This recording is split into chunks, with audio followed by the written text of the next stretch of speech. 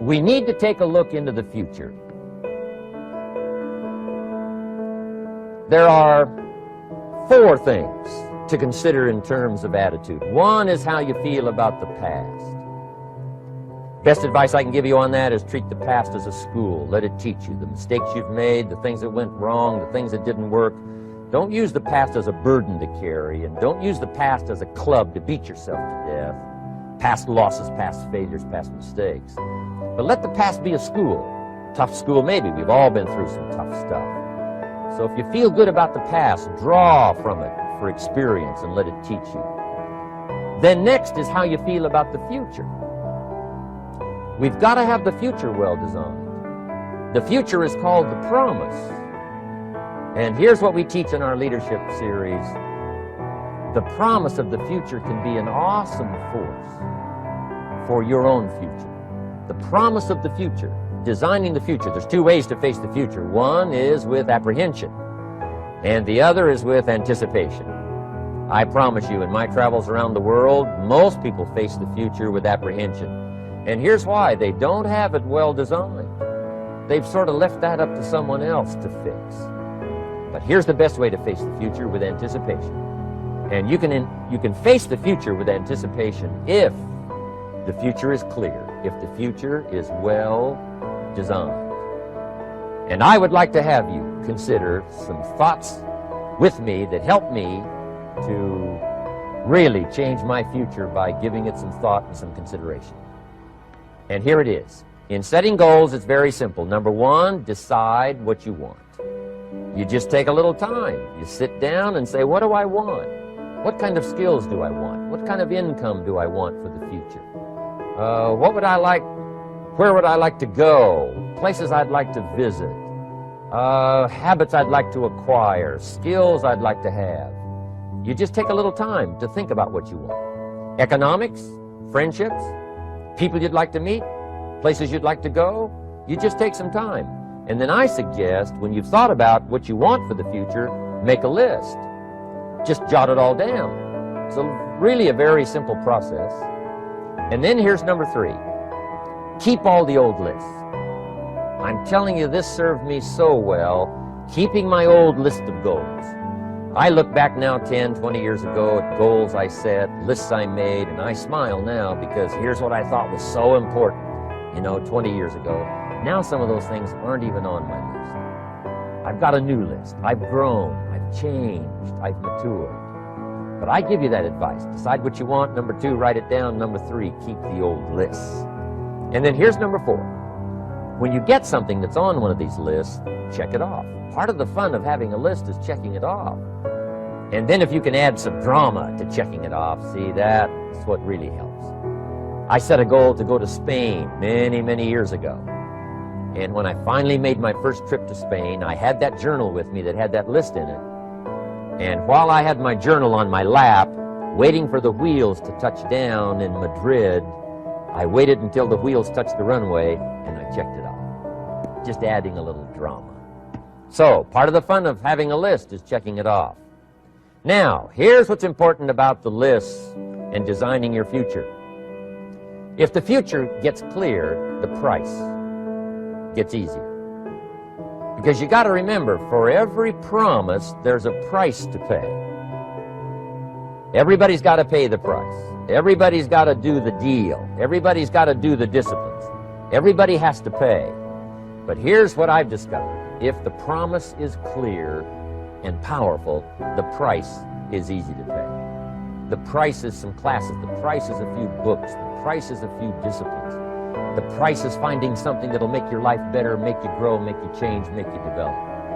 So the first part of the key is to design the promise. Then, what is the price to pay? I'm telling you, the price will be easy. Anybody in my audience can pay, no matter where you are, where you come from. Color doesn't matter, religion doesn't matter, where you grew up doesn't matter, circumstances don't matter. I'm telling you, if you'll make the promise of the future clear for yourself, the things you want, the places you want to go, the things you want to have, the person you want to become, the skills you want, the homes you want, the future you want, the friends you want, all of the values of life that you could possibly want. If you'll make that clear, make those lists, and be serious about it. I promise you it's an easy price to pay. Anybody can pay it. And the best advice I can give you is, if I can do it, you can do it. Farm boy from Idaho, raised in obscurity, I changed my life, turned it upside down, turned it all around, found economics, found future, found promise, and if I can do it, you can do it. So, start setting your goals and see if you can't get a better excitement going for the things you want to accomplish for the future. Now here's my third subject, and that's called financial independence. Oh, by the way, before I get to financial independence, let me cover one more point. One of the major reasons for setting goals is for what they make of you in achieving them. My teacher advised me when I first got started at age 25, he said, Jim, why don't you set a goal to become a millionaire? He said, it's got a nice ring to it, you know, enough zeros to impress your accountant. And he said, I'm here to help you. You're only 25 years old. You've been to 1 year of college. You've got a beautiful family, every reason to do it. Why don't you set a goal to become a millionaire? And he said, here's why. And I thought, he doesn't need to teach me why. Wouldn't it be nice to have $1 million? He said, no, then you'll miss it. He said, here's why. For what it will make of you to achieve it. I'm telling you, that statement changed my life. Set the kind of goals that will make something of you to achieve them. He said, now, once you become a millionaire, what's important is not the money. I thought, that's kind of strange teaching. He said, honest, it isn't important. He said, you could just give the money away. Now, I did better than that. I lost it all. By the time I was 31, I was a millionaire. By the time I was 33, I was broke. And I'll tell you a little bit about that story later. But when I lost all my money, guess what? I found out Mr. Shoaff was right. What was valuable was not the money. What was valuable was what I became to earn the money. The skills I had, the knowledge I had about the marketplace, the values that I had going for me. They were more valuable than the money. And here's an important statement to remember. It's not what you get that makes you valuable. It's what you become. So part of the key here is to set the kind of goals that will make something of you. Don't set them too low so that you don't have to grow and you don't have to read and you don't have to try and you don't have to stretch. Don't set them too low. And then don't sell out. Don't go for something that's going to cost you your virtue or cost you your values or sell out your principles. There's a good middle road here to follow. Goals that will inspire, goals that will help you grow, change, develop, and become better than you. Okay, now let's talk about financial independence. How to become rich by 40, 35 if you're extra bright, much sooner if you find an opportunity like I did. Let me show you how I did it. Financial independence. First of all, I like the phrase financial independence. Some people are a little bit concerned about using the word becoming rich or becoming wealthy, and I can understand that. I struggled a little bit with this. Is it okay to go for becoming rich, go for becoming wealthy? And maybe that's a bit too strong a word or strong a term. So here's what I've come up with that I think is comfortable for me, and that is how to become financially independent. I think it's every person's heritage here, especially in America, to become financially independent. Now, let me give you my definition of financial independence. Financial independence is the ability to live from the income of your own personal resources. Financial independence. Now it depends on how you want to live. If you need $2,000, $3,000 a month, if you need $4,000 or $5,000 a month, if you need $10,000 a month, some people may need, $100,000 a month. But whatever you would need to live, and you could earn that living from the income of your own personal resources, that's what I call financial freedom, financial independence.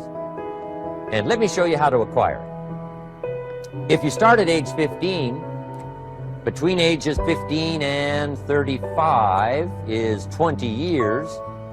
And in my personal opinion, based on my own studies and my own experience, 20 years, in my opinion, is enough time to become financially independent. If you're not, you don't live in the wrong country. Probably what's happened is you have the wrong plan. And it's easy to be a nice person with the wrong plan. I found that when I was 25 years old. I was broke at age 25, and I was a nice guy. You would have liked me. But I'm telling you, my plans up until then, especially my financial plan, left me broke. I totally changed it the next 6 years, and I became financially independent. So I know what I'm talking about. It is possible in a reasonable amount of time, 15 to 35, whatever, 20 years time, enough time. You can do it in a much shorter period of time, like I did if you want to. But this is a reasonable enough time. But here's number one. First of all, you got to have the right philosophy. Philosophy is our ability to gather knowledge and sort through it and decide what's valuable. To develop a philosophy about life, a philosophy about our health, a philosophy about our family relationships, a philosophy about economics. And if you develop the right philosophy, that's what helps to set this sail, so that in 6 years it takes you where you want to go, instead of winding up like I did that first 6 years of my economics, broke, no money, empty bank account. The right philosophy. Now let me give you a couple of philosophies to consider. Here's the first one. It's called the philosophy of the poor. And here it is. Poor people usually spend their money and invest what's left. That's the philosophy of the poor. Now here's the philosophy of the rich. Rich people invest their money and spend what's left. And here's the startling answer. It really doesn't matter what the amount is. What's most important is not the amount. What's really important is the philosophy. So I would ask you to adopt this philosophy of spending after you have invested. Invest first, then spend. And I've got a little formula that I'm going to share with you. Now, what should a child do with a dollar? I mean, there's a lot of debate going on, I'm sure, across the country on what a child should do with a dollar. Here's one opinion. It's only a child and it's only a dollar. What difference does it make? Well, in my opinion, it makes all the difference in the world. A person's economic future starts with a child with a dollar. Somebody says, oh, no, you're only young once. Let him spend it all. Well, when would you hope that would stop? Somebody says, well, wait till he's 50 and broke like me, and then he'll learn. Well, no, we don't want to wait that long. If I would have known earlier than age 25, I would have changed. In high school, if they would have had classes called Wealth 1, Wealth 2, I'd have taken both classes. I would not have waited until age 25. So, the earlier the better. So, what should a child do with a dollar? Here's the simple premise to begin with. Don't spend it all. And if a child wants to spend the whole dollar, you got to say, hey, don't spend it all. Don't spend it all. They'll say, why not? It's my dollar. I earned it. You say, I know you earned it, but don't spend it all.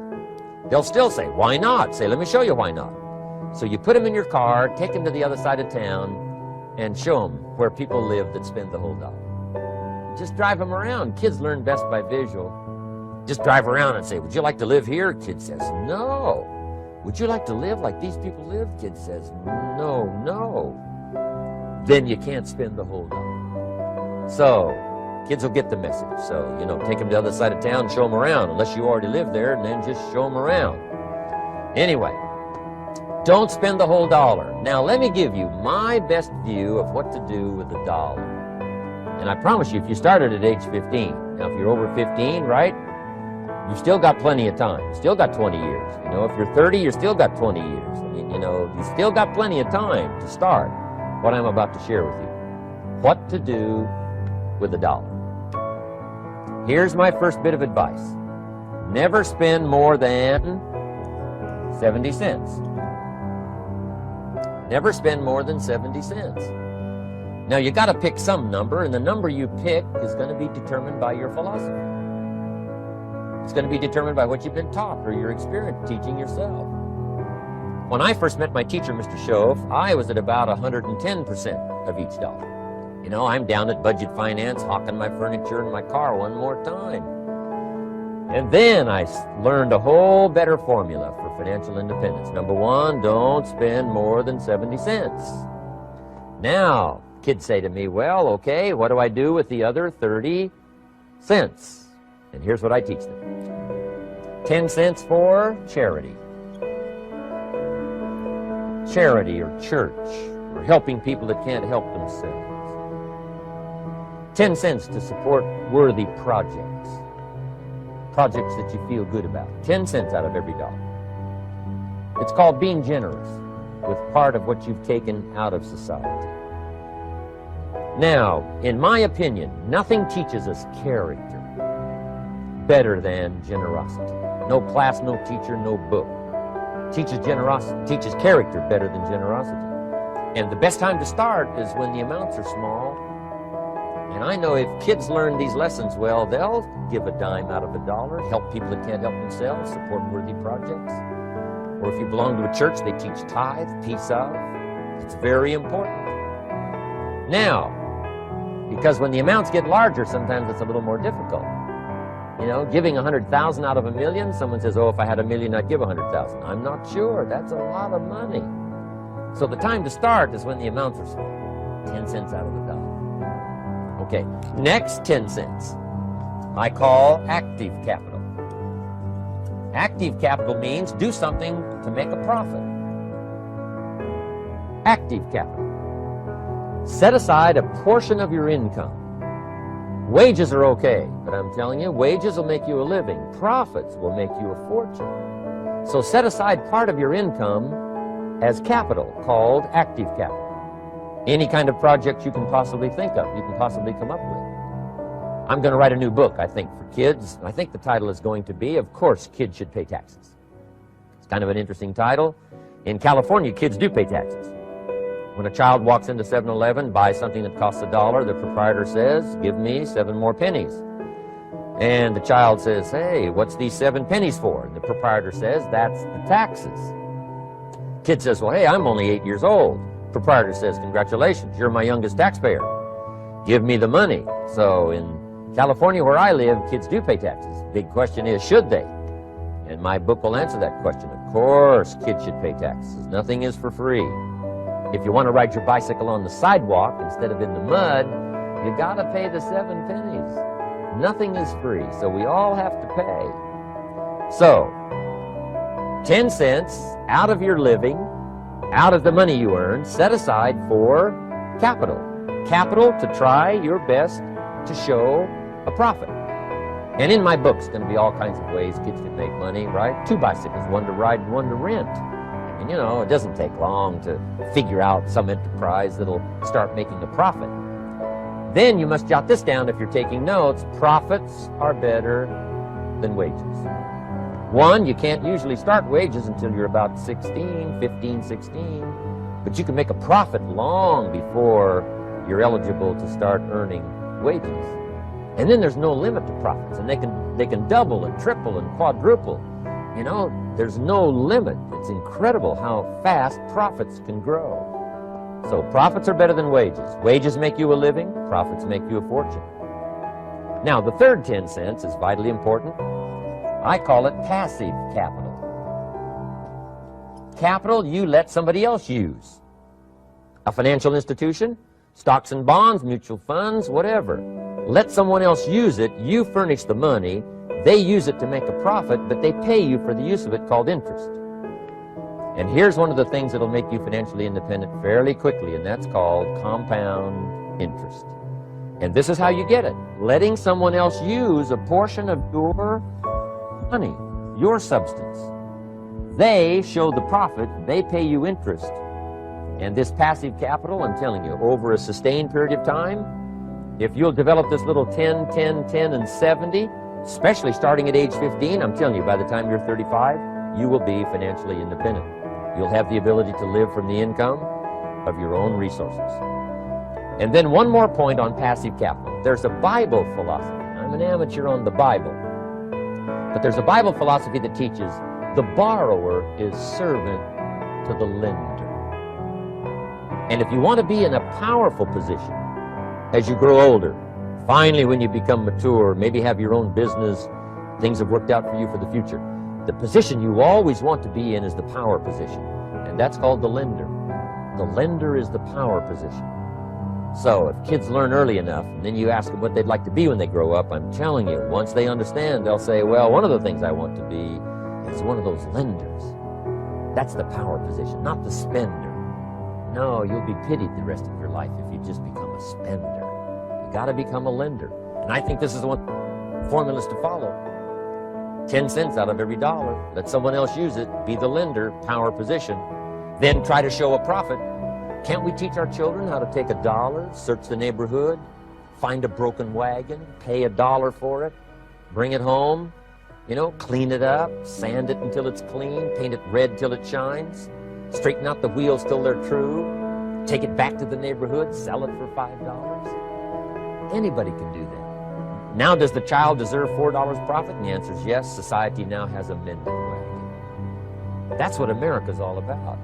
Finding something, touching it, making it better, making a profit, taking part of your resources, helping people who can't help themselves. Let someone else use it to make a profit. Some projects require more capital than one person has. Exciting. And then let them pay you for the use of it. America's had this philosophy now all these years. Communism has taught all these years capital belongs in the hands of the state, not in the hands of the people. We've been teaching all these years capital belongs in the hands of the people, not in the hands of the state. And we turned out to be right. Capital in the hands of the kids, capital in the hands of the people. Enterprises that make a profit, enterprises that grow. It's the hope of our future. So that little simple formula, I hope, will help you. Now, one more key on financial independence, and that is attitude. Attitude. Here's number one. I used to say, I hate to pay my bills. My teacher straightened me out on that. He said, let's see, Mr. Rohn, what you hate to do is pay $100 on an account and reduce your liabilities and increase your assets. I said, well, no, not if you look at it that way. He said, well, it all depends on how you look at it. So wouldn't you love to pay your bills, reduce your liabilities, increase your assets? You got to have that kind of attitude. I found out the same attitude about taxes. I used to say, I hate to pay my taxes. And Mr. Shoaff said, well, that's one way to live. But don't you understand? Taxes is how we care and feed the goose that lays the golden eggs. Wouldn't you want to do your share? Someone says, yes, but the goose eats too much. Probably true. But hey, we all eat too much. We all need to go on a diet. Better a fat goose than no goose.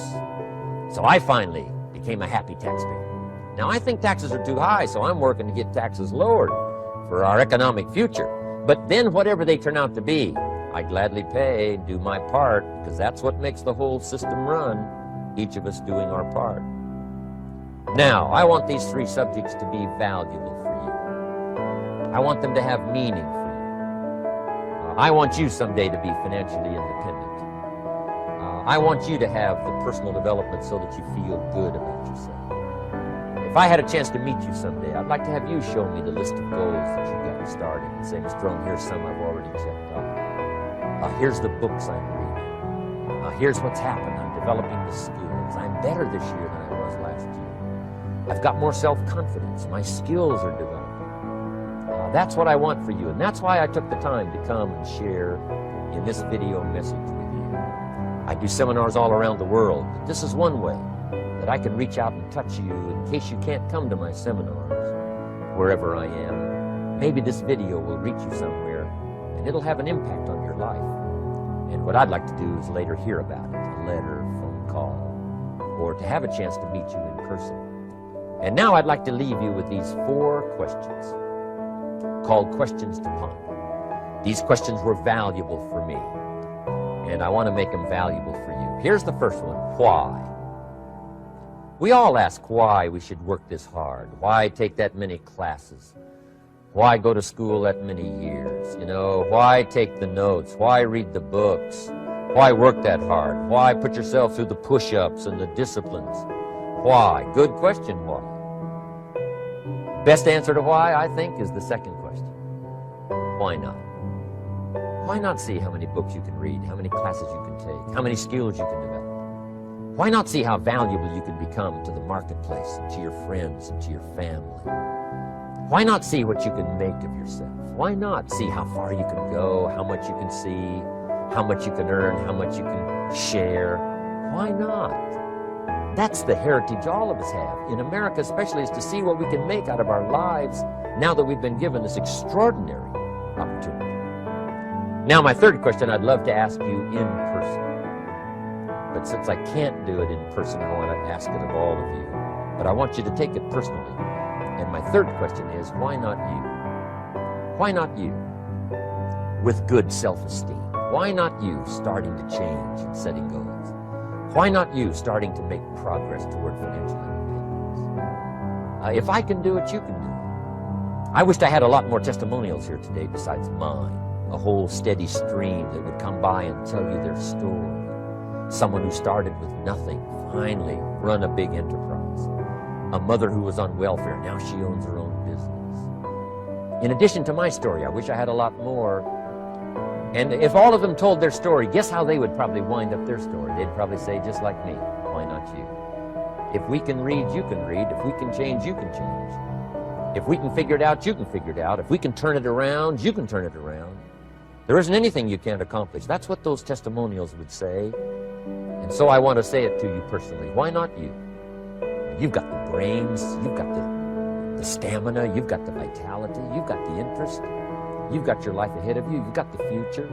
You can do it. If anybody can do it, you can do it. If one of us can do it, hey, we all can do it. And now here's my last question. Why not now? This is a good time as the 20th century starts to wind down, a few more years as we get ready for century 21. What a good time to set your goals, work on yourself, work on your skills. What a good time to get it together. What a good time to start this process.